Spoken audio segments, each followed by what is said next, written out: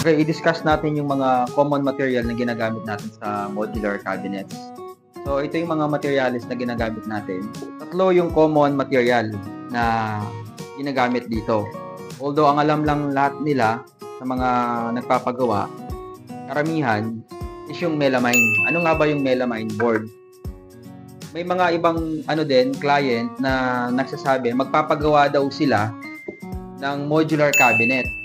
So, ano din yung modular cabinet? Kasi, pag sinabi lang modular cabinet, ang pumapasok sa isip nila, yung melamine surface. So, to clarify, para sa mga client na nagtatanong sa inyo, ano nga ba yung magandang gamiting material? Ito yung mga materials na common. So, we have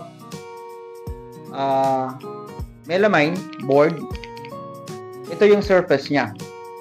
So, melamine, it's made of melamine. Then, naka-print yan into different colors. Ang pinaka-common colors dyan yung mga solid color, which is white, beige, and so on. At saka yung iba naman, wood print. So, namimimik na nila yung buong surface ng kahoy. Pati yung mga nuts nila. Yan, may mga detail ng nuts. Yung kulay din na parang naka-stain na, nagagaya na din. Kaya ito yung advantage ng mga bagong materials ngayon. Hindi na kailangan mag-stain.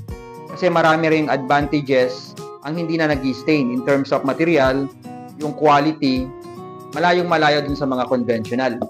So, kung ito yung laminate at ito yung buong board, ano yung difference ng mga board na ginagamit natin? Nabanggit ko kanina, meron tayong tatlo.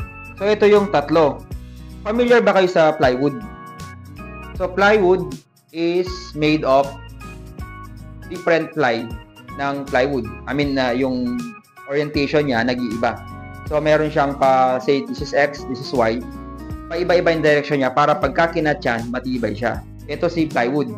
Ngayon, ilalaminate yan using hot press. Ilalaminate yung melamine board dito sa plywood.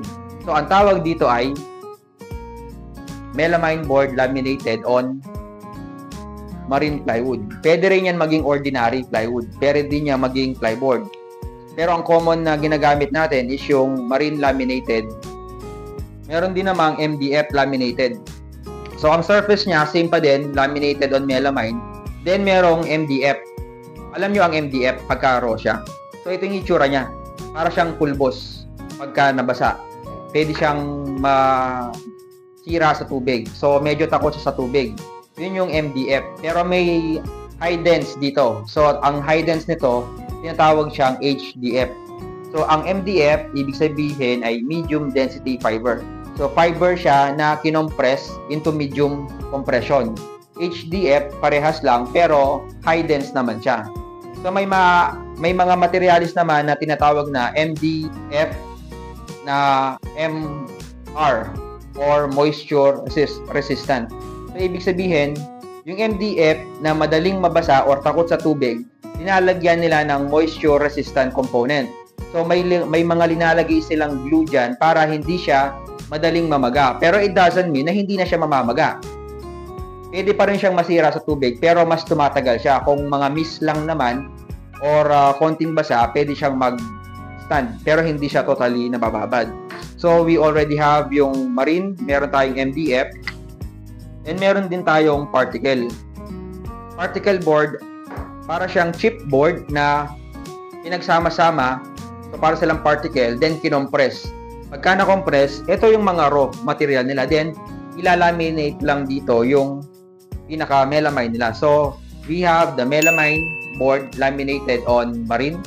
Meron din tayong MDF, melamine laminated on MDF, at meron din tayong melamine laminated on chipboard. Pagka minsan yung client nagtataka, bakit si supplier A, supplier B, tsaka supplier C, parehas lang naman yung design, pero iba-iba yung price. Syempre, pupunta na ako sa mas mababa. We, as an architect, kailangan natin ma-educate si client para alam nila kung ano yung pinipili nila. Yung mga iba kasi, nasa murang side lang sila, pero hindi nila alam ano yung mga materyales na nakapaloob doon. Kailangan natin silang maturuan kung ano nga ba yung mga kinukuha nila sa mga project na gagawa para sa kanila.